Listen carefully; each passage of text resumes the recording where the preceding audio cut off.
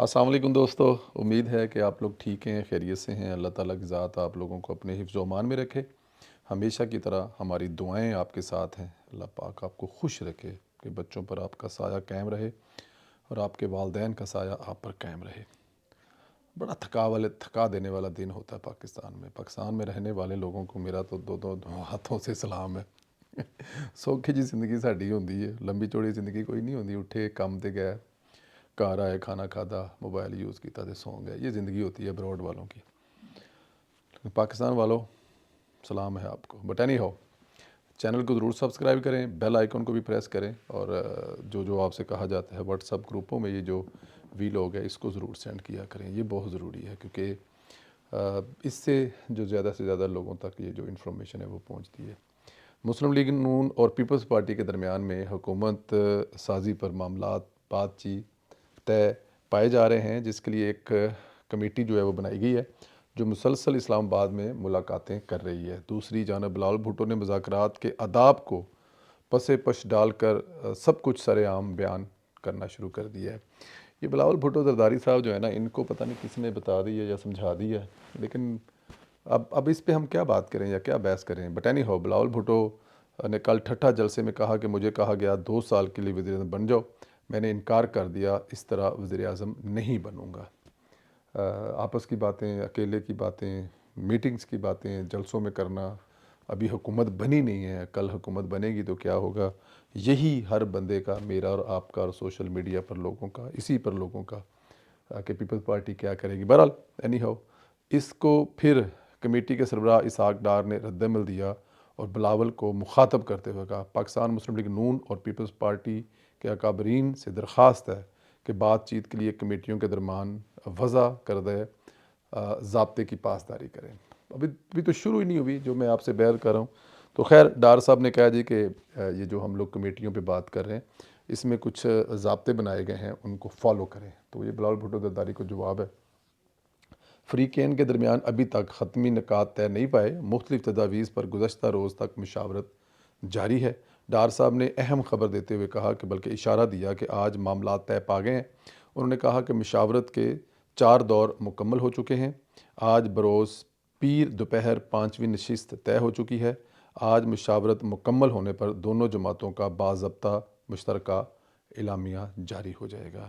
انہوں نے پھر کہا کہ دونوں جماعتوں میں طے شدہ طریقہ کار کے مطابق مشاورت مکمل ہونے سے پہلے کوئی بات نہ کی جائے، بلکہ غیر مناسب ہے۔ اور میرے خیال میں یہ بات ٹھیک ہے، لیکن اب یہاں پہ سیاست جو ہے نا وہ اتنی زیادہ، جس طرح یوٹیوبر نہیں اپنے ویورز کے لیے اور سبسکرائبر کے لیے پتہ نہیں کیا کیا بیچی جائیں گے، کیا کیا الٹے سیدھے کہے جائیں گے، گالیاں اور پھانسی، دروازے کھول دیتے، لتاں مار گیاں، چیزس گڈی چ پہ کے، مطلب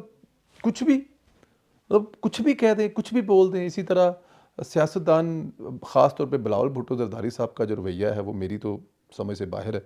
میں سمجھتا تھا کہ وہ بڑی ماں کا بڑا بیٹا ہے بھی، اس میں کوئی شک نہیں ہے، اور آصف علی زرداری صاحب زرک سیاستدان کا وہ بیٹا ہے، لیکن ان سے جو وہ ہو رہا ہے اس پہ بڑا کبھی کبھی افسوس ہوتا ہے۔ بٹ اینی ہاؤ، یہ اب دونوں کمیٹیوں کا کام ہے۔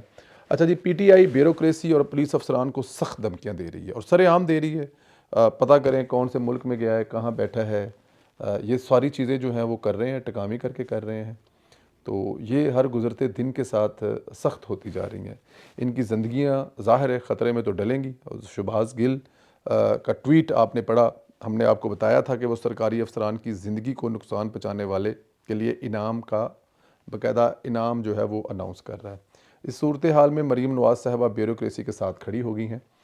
چونکہ وہ نامزد وزیر اعلیٰ پنجاب ہیں تو انہوں نے اسی حیثیت سے بیوروکریسی کو حوصلہ بھی دیا ہے اور اعتماد بھی دیا، اور کہا کہ بیوروکریسی کو قانون شکنی پر اکسانے والوں کو قانون کے مطابق نپٹیں گے، اور یہ بڑی اچھی بات ہے۔ دیکھیں مریم نواز صاحبہ جو ہے نا، ابھی انشاءاللہ تعالیٰ جیسے ہی یہ حلف اٹھائیں گی، بلکہ حلف اٹھانے سے پہلے آپ چیزیں سنیں گے کہ مریم نواز کیا کرنے جا رہی ہے۔ میں آپ کو بتا رہا ہوں انشاءاللہ تعالیٰ مریم نواز کے حوالے سے، مریم نواز کا پہلا جو امتحان ہے وہ ظاہر ہے رمضان ہوگا، اور رمضان میں انشاءاللہ تعالیٰ وہ جو ریلیف دیں گی، پنجاب کے لوگ ایک دفعہ انشاءاللہ اپنی بیٹی پر فخر کریں گے کہ وہ اس صوبے کی وزیر اعلیٰ بنا۔ میں یہ آپ کو ابھی سے خبر دے رہا ہوں۔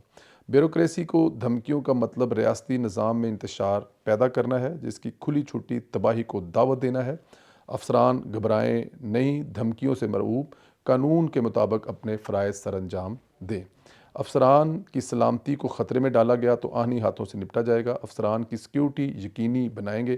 میں سمجھتا ہوں کہ مریم نواز صاحبہ کا یہ اقدام قابل ستائش اور حوصلہ افزا ہے، ہونا بھی چاہیے۔ دیکھیں، آپ نے جن کے ساتھ کام کرنا ہے، جو آپ کے ماتحت افسران کام کر رہے ہیں، اور ان کو کوئی باہر بیٹھا امریکہ میں بیٹھا کوئی میں کیا کہوں شہباز گل صاحب کو، وہاں پر وہ دھمکیاں دے رہا ہے اور لوگوں کو ترغیب دے رہا ہے، اور یہ کہہ رہا ہے کہ اگر تم لوگ اس کو ڈھونڈو گے، اس کا کوئی نقصان کرو گے تو ہم لوگ تمہیں باقاعدہ انعام دیں گے۔ اب اندازہ کریں، یہ تو وہی بات ہوگی جو کراچی میں الطاف حسین صاحب کیا کرتے تھے کہ ایک بندے کو، ہاں جی سمجھ گیا نا، مارنے کا اتنا انعام ہے، اور دوسرے کو اور وہ پر چلو یہ اسی قسم کا رویہ جو ہے دوبارہ پھر پیدا کیا جا رہا ہے، جو کہ میرے خیال میں کسی بھی طرح سے مناسب نہیں ہے، اور یہ میرے خیال میں نہیں ہونا چاہیے، لیکن کر رہے ہیں۔ اللہ تعالیٰ کی ذات مریم نواز کو ہمت اور حوصلہ دے، وہ اپنے افسروں کے ساتھ کھڑی ہوں اور ان کا منہ توڑ جواب دیا جائے۔ اچھا، دوسری طرف جو شخص بیوروکریسی کو دھمکیاں لگا رہا ہے، اس شہباز گل کے اپنے کٹھے چھٹے بھی کھل رہے ہیں۔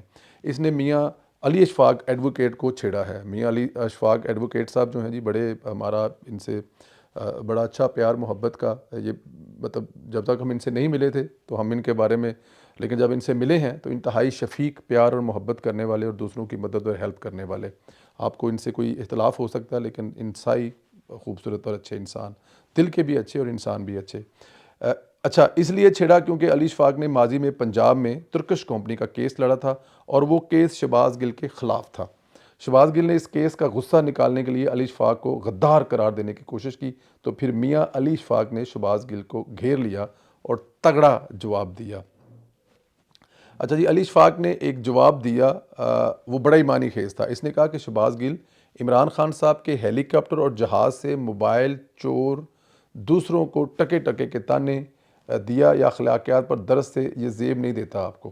اچھا، عمران خان صاحب کے ہیلی کاپٹر اور جہاز سے موبائل چور مطلب اب یہ ایک پہلی دفعہ ہمارے بات جو سامنے آئی ہے، وہ کہہ رہا ہے کہ یہ جو موبائل چوری کرنے والا انسان ہے جی، مطلب چیزیں کرنے والا ہے، وہ ٹکے ٹکے کی تانے دے رہا ہے، اور اس کو یہ زیب نہیں دیتے، کیونکہ اس کی اوقات جو ہے وہ علی سے بہتر اس لیے کوئی نہیں جانتا کہ علی کس کو جانتا ہے اور علی کس کس کو نہیں جانتا، اور علی کے بارے میں کچھ باتیں ایسی ہیں جو ظاہر ہے آف دی ریکارڈ ہے، میں نہیں کر سکتا، لیکن مجھے اس نے دو چار ان کے بارے میں ایسی چیزیں ہیں کہ ولی صاحب بڑے ہی پیارے انسان ہیں۔ شہباز گل، عمران خان کے موبائل جو چوری ہوئے تھے وہ شہباز گل نے چوری کیے تھے، یہ بہت بڑا انکشاف ہے۔ جنرل باجوہ نے درست کہا تھا کہ آپ کا طوطا جو ہے وہ بول رہا ہے۔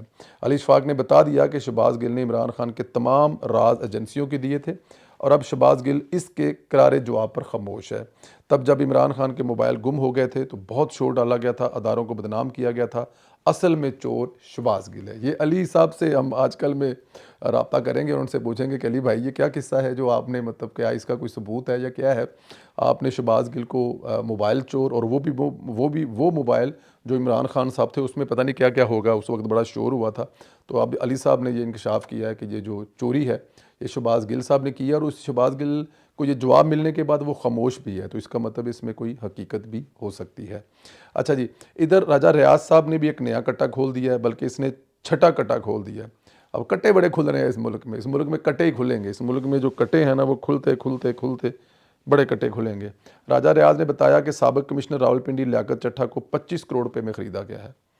اچھا، یہ 25 کروڑ روپیہ جو دیا گیا ہے وہ بھی کہاں سے دیا گیا ہے وہ آپ کو پتہ ہے، آج کل جس کا نام آ رہا ہے جی ٹائکون اوورسیز کے پیسوں سے امریکہ میں ایک فلیٹ بھی خریدا گیا ہے۔ اچھا، اس کو 25 کروڑ بھی دیا گیا ہے، وہ تو ظاہر ہے آپ کو پتہ ہی ہے آج کل کون فیورٹ ہوا ہے، کون مطلب کوشش کر رہا ہے کہ پیپلز پارٹی اور پی ٹی آئی، مطلب سمجھ جائیں آپ، تگڑا بندہ ہے، وڈی سامی ہے، اور ایک فلیٹ اس کو امریکہ میں بھی خرید کے دیا گیا ہے۔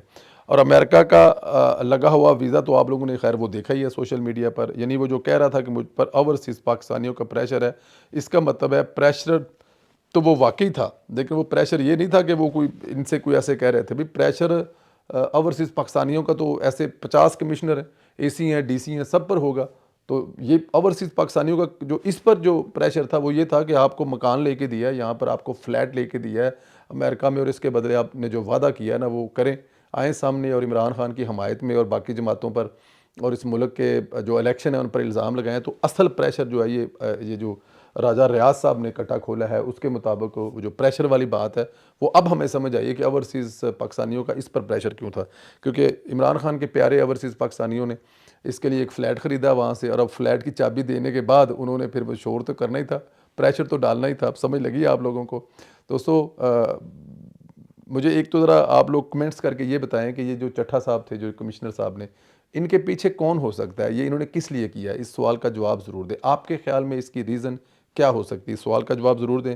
واٹس ایپ گروپوں میں زیادہ سے زیادہ یہ جو لنک ہے اس ویلوگ کا وہ ضرور سینڈ کریں.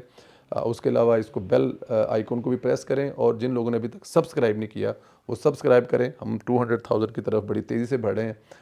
اس اینڈ آف منتھ تک ہمارے 2 لاکھ جو ہیں وہ سبسکرائبر ہونے چاہیے. آپ لوگوں کو اللہ زندگی صحت دے، اللہ آپ کے بچوں پر آپ کا سایہ قائم رہے. ہماری دعائیں آپ کے ساتھ ہیں. انشاءاللہ آپ لوگوں سے دوپہر والے ویلوگ میں ملاقات ہوگی.